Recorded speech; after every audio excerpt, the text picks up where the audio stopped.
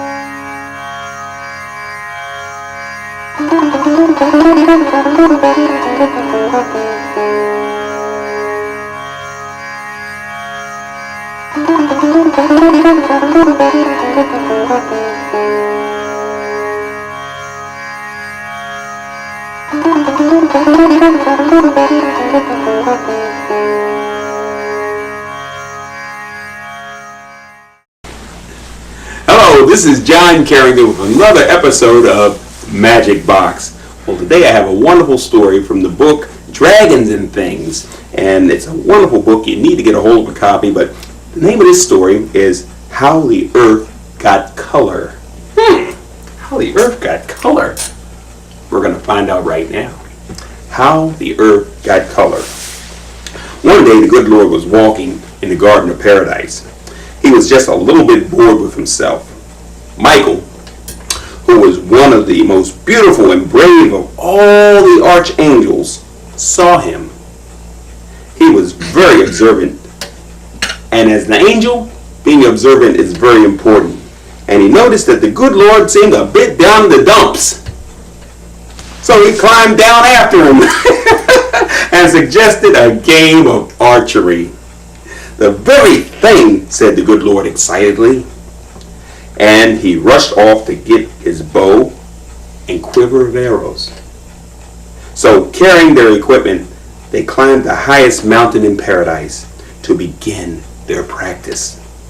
Well, said the good Lord, what shall we shoot at first? Thought Michael, putting his finger to his lips.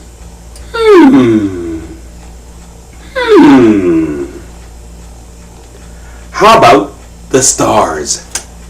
The good Lord nodded a smile and suggested that Michael should go first.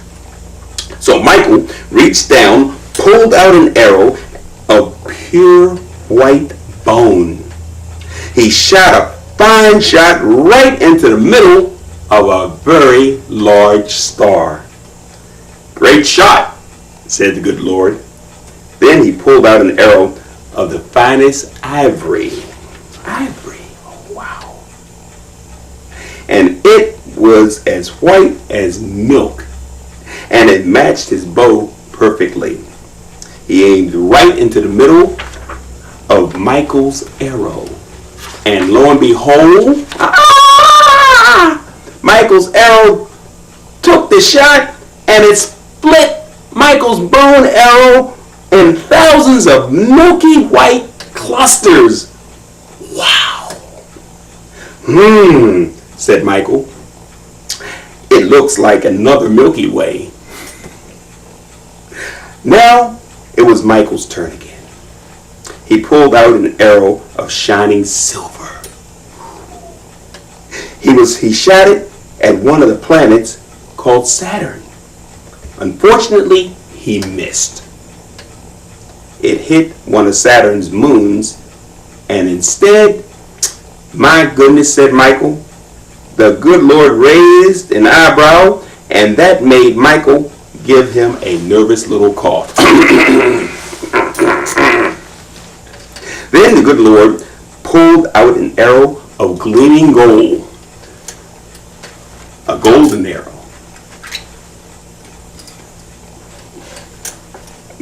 And that golden arrow was placed in the bow, and the string was pulled, and he shot Michael's silver arrow right down the middle again.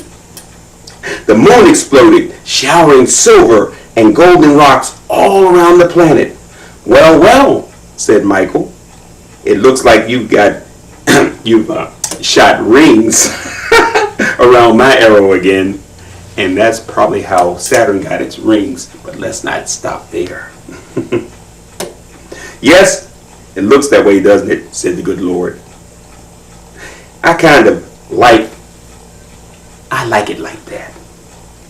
It gives Saturn an interesting halo.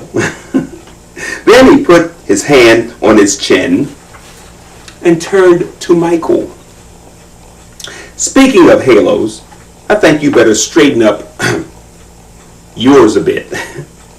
It does seem like it's getting a little bit crooked. Yes, Lord, said Michael humbly. He lowered his head with another nervous little cough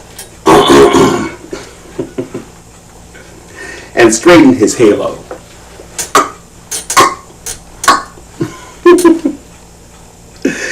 He really was a very good archer. In fact, he was one of the best of all the good Lord's paradise. And sometimes he just got a little bit too anxious. That was all. The good Lord smiled gently and reminded him that it was his turn. This time Michael pulled out his most prized arrow. It was made of many colors. Every color you could imagine. There was some red and yellow, pink and blue, purple and orange, and green. It shone as pretty as all the jewel-like stars in the sky. Then, aiming it directly at a very black and white looking planet called Earth, he hit it right in the middle. Wham! Bullseye! Shouted Michael excitedly. He just couldn't help admiring a good shot when he saw one. Yeah. The good Lord just smiled. Then, reaching into his quiver, he withdrew the most splendid arrow that Michael had ever seen. It was the arrow that all time had never practiced or even thought of. It was an arrow made of clear crystal and shone like the sun. You could even see yourself in it if you looked very carefully. Then the good Lord winked at Michael, as he had been saving this just for this special occasion. So mounting the crystal arrow in the ivory bow, he shot it off towards the earth. Needless to say, it hit Michael's arrow of many colors right in the middle. This time, the arrow exploded and it rained all those beautiful colors all over the four corners of the earth. Then the good Lord suggested that it was enough archery for one day, as he was getting tired. And really, Michael was rather glad, for it was now Michael who was feeling down in the dumps. So, packing up their equipment, they both went back to paradise to take a little nap. Oh, the end. Colors, colors, everywhere. Some are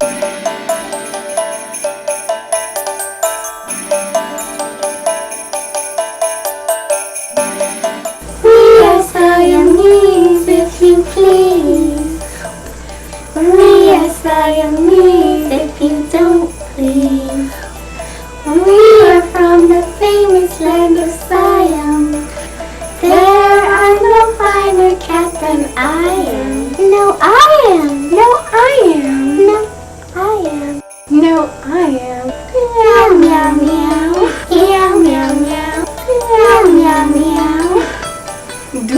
that fish swimming round and round.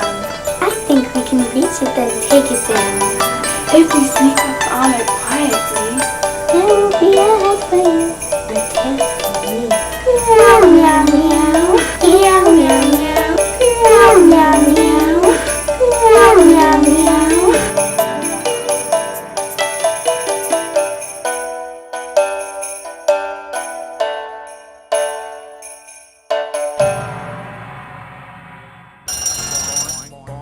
Who knows where milk comes from? The refrigerator! Before that. The grocery store! Why don't we visit a farm and see where milk really comes from? Yeah. It's always a good idea to get down to the root of things. Let me try! My turn! My turn! Visiting a farm is a great way to learn. It's an utter sensation. Hey, give the udders a turn. Get it? Udders. It's cool. It's sweet! Fresh from the farm. Let's eat. Let's go to a farm. Hi, Cassie. This is Mr. Wizard. Hi. Hi, Mr. Wizard. Hello.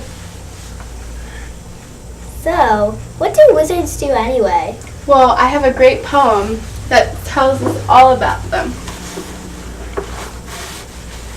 Have you ever seen a wizard conjure magic like a blizzard, turning fairy into lizard in the land where wizards live? Did you ever see him dazzle dragons, demons in a frazzle? Use an herb including basil, getting them to always give.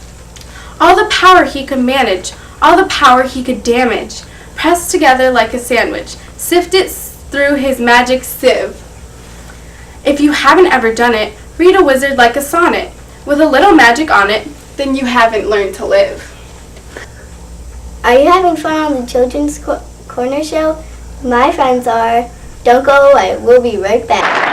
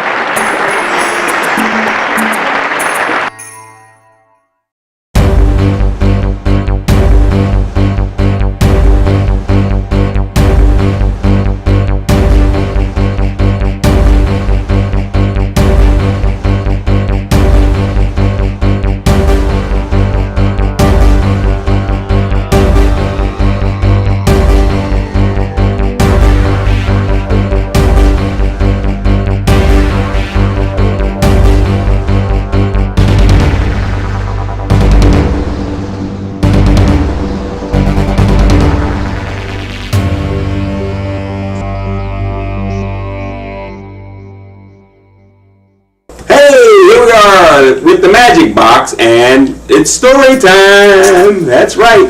Here's a story from the book Dragons in Things. The title of this story is Toys. Toys. They are fun. Let's find out what happens with these toys.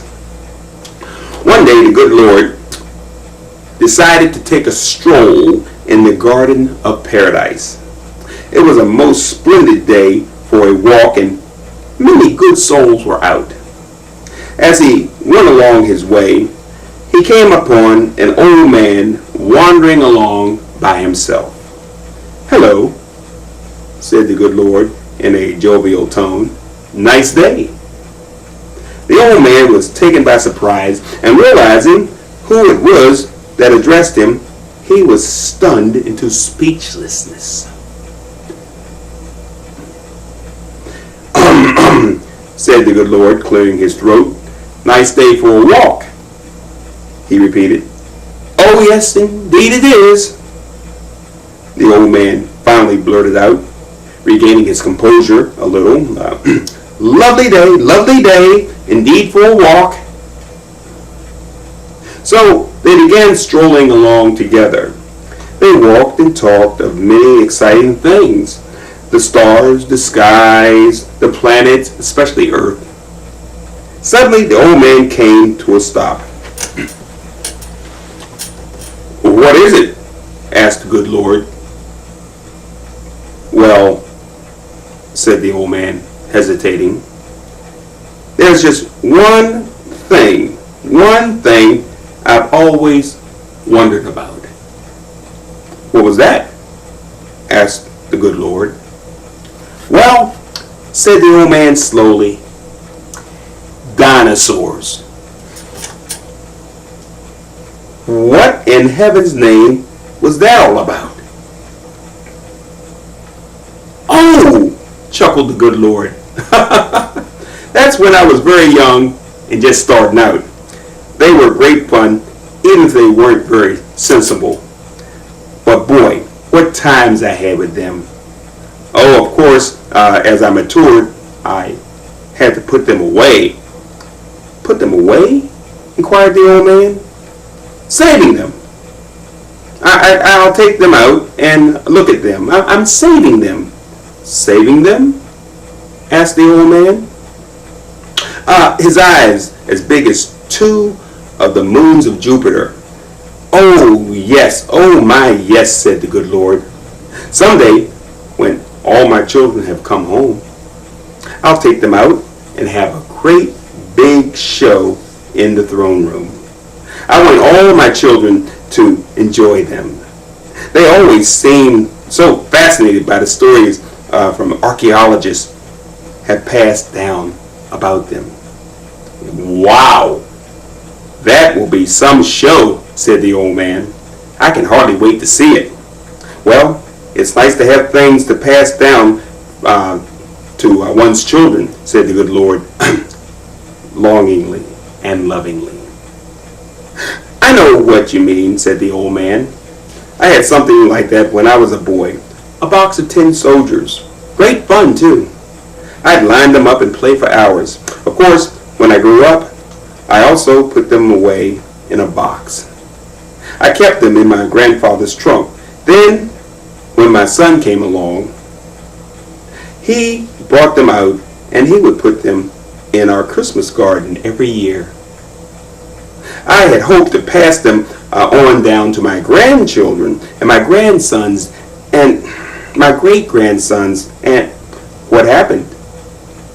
asked the good Lord. "Did you misplace them?" "Oh no," explained the old man. "It was when I came here that it happened. I left them to my son. My son's wife sold them to a collector of tin soldiers. They are quite valuable on Earth, and you know, they bring a good price." "What?" shouted the good Lord in such a terrible voice that the old man became very nervous. "She sold them?"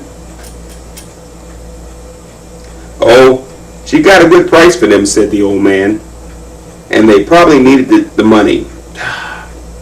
Well, it will never be worth what they're going to cost her.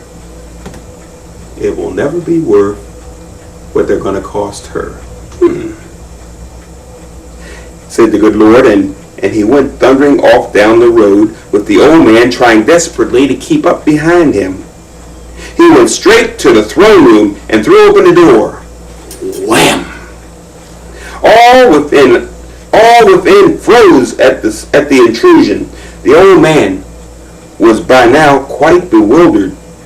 Still, he could not resist taking the time to glance around. The throne room was his next favorite spot after the garden. It was an enormous place with a huge stage in the center. This was surrounded by rows and rows of thrones and chairs, and you never knew who you might meet there. All the names of the good Lord's children were etched on gold plates on the backs of each chair. You could walk around and see the names of those coming in the future, and so arrange to be there and greet them when they arrive. You could also meet those people who had led interesting and unique lives, and sometimes have a chat with them. The old man remembered fondly the first time he had accidentally bumped into the great Mr. Einstein. He was accompanied by none other than Socrates himself. They had inquired of the old man how the weather was. He would never forget eavesdropping in on the most interesting conversation.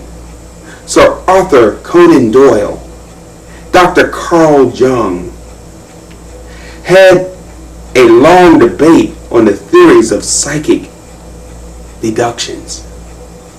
Most especially, though, would be always remember his favorite personality, Will Rogers. He and Will had talked for hours and hours. So it was no wonder that the old man became sidetracked and began to dawdle behind the good Lord. It was also no wonder that every eye became riveted upon the two of them. The good Lord stormed down the row of beautiful thrones. These particular ones had inlaid with precious stones and jasper and onyx and numerous pearls. All the thrones were either made of gold or silver or brass. Some very special ones were carved entirely out of ivory. The old man recognized his own right away.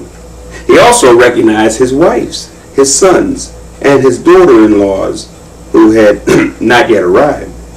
The good Lord reached down to the throne of the son's wife and tore off the nameplate in his hand.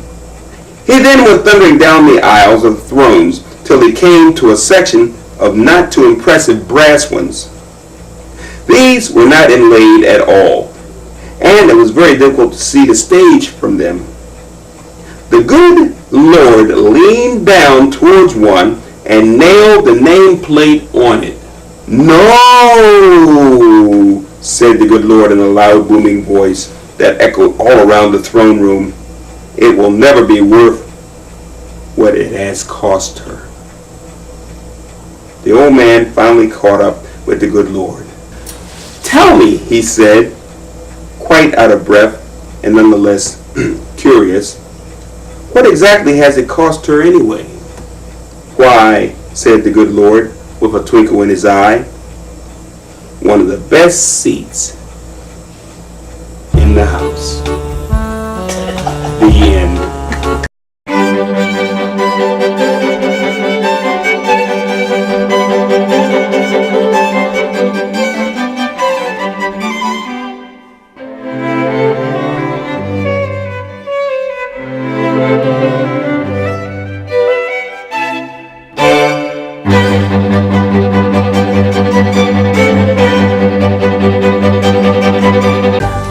Welcome, ladies and gentlemen.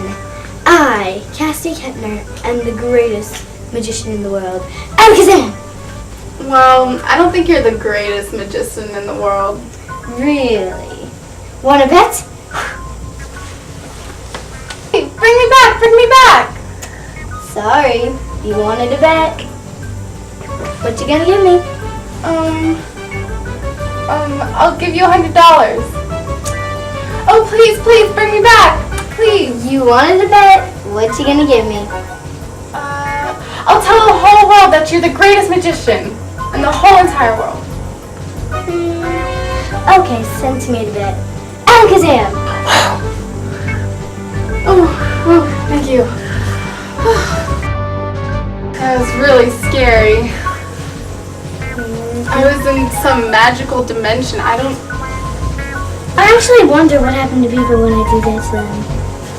It's really scary. Won't do it again. Okay. You're watching the Magic Box. Don't go away. We'll be right back.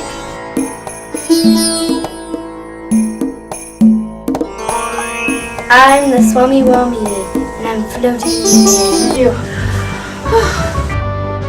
That was really scary. I was in some magical dimension. I actually wonder what happened to people when I do that to them. It's really scary. Won't do it again. Okay. You're watching the Magic Box. Don't go away. We'll be right back.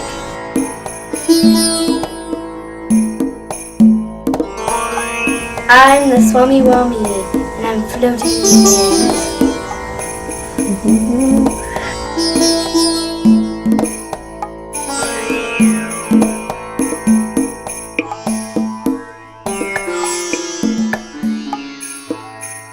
Corner Show. My friends are. Don't go away. We'll be right back.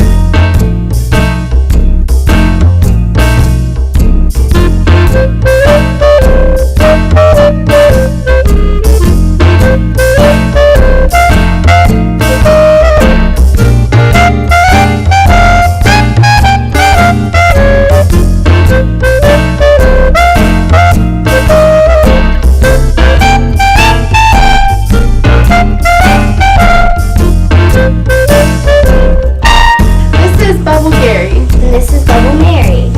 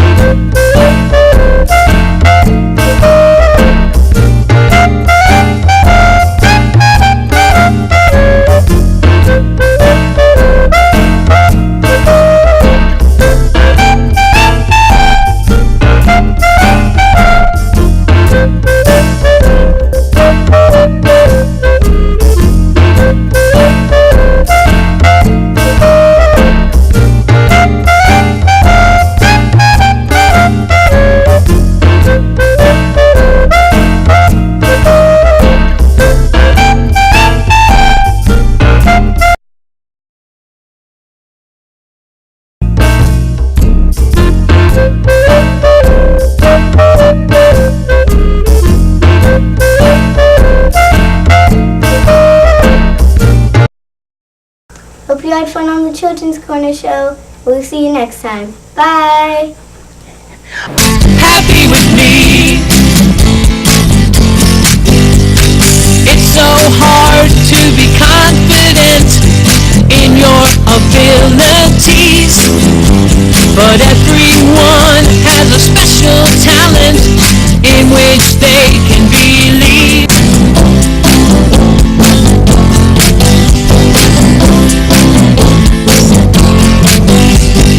H-A-P-P-Y, if I believe and try, I can be happy with me. H-A-P-P-Y, if I believe